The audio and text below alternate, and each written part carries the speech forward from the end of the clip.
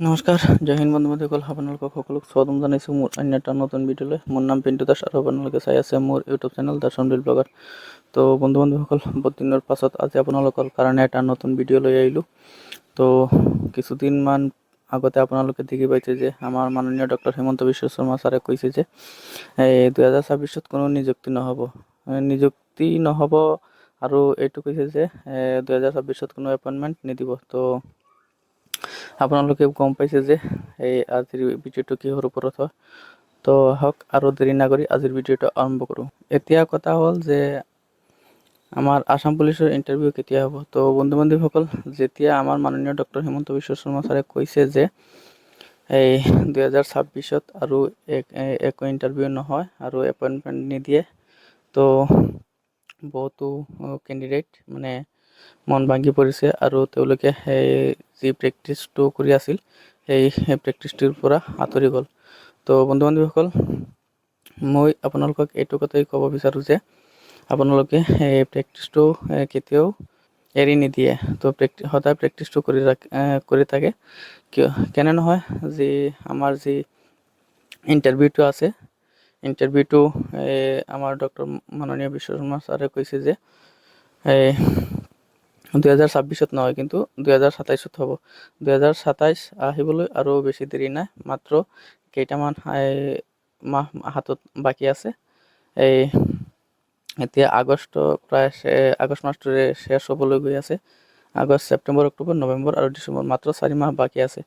আৰু ইণ্টাৰভিউ হ'ব পাৰে মোৰ মতে জানুৱাৰী, ফেব্ৰুৱাৰী নহয় মাৰ্চত হৈ যাব। বন্ধু বান্ধৱীসকল, আপোনালোকক মই এইটোৱেই ক'ব বিচাৰোঁ যে আপোনালোকে প্ৰেক্টিছটো এৰি নিদিয়ে, প্ৰেক্টিছটো কৰি থাকা।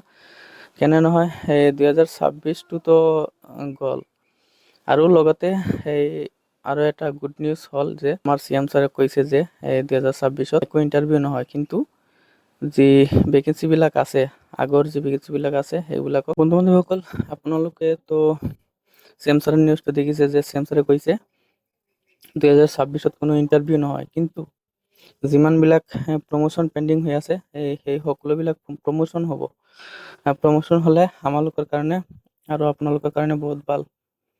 কিহৰ কাৰণে ভাল হ'ব সেইটো আপোনালোকক কৈছোঁ যে যিবিলাক প্ৰমোশ্যন হৈ যাব, তো সেই যি পদবিলাক আছে সেই নিজ মানৰ সেই সকলোবিলাক পদ খালী হৈ গ'ল। যেনেকৈ আছে কনষ্টেবলৰ পৰা 1 ফিটা 2 ফিটা 3 ফিটা এনেকুৱা লাগায়, তেনেহ'লে 1 ফিটা 2 ফিটা 3 ফিটা লগালে নিজৰ যি পদবিলাক আছে কনষ্টেবলৰ, বিশেষকৈ আমাৰ আসাম পুলিচৰ কাৰণে কৈ আছোঁ, আমাৰ যে পদবিলাক যি নিজৰ পদবিলাক আছে সেইবিলাক সকলো পদ খালী হৈ যাব।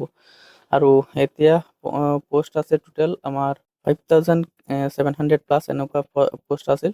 আৰু forest guard, Assam police, jail warder সেই সকলোবিলাক মিলাই আছিল 5700+। কিন্তু যেতিয়া এই প্ৰমোশ্যনবিলাক হৈ যাব, প্ৰমোশ্যনৰ পিছত যেতিয়া পদবিলাক ওলাব, সেই পদবিলাক আৰু এতিয়া দ্বিগুণ হৈ যাব। তো সেইকাৰণে আমালোকৰ সকলোৰ কাৰণে এটা ভাল খবৰ হয়। লগতে কিন্তু এটা দুখো হয়, কেনে নহয় ইমান দিন হৈ গ'ল এতিয়া ইণ্টাৰভিউ নহয়।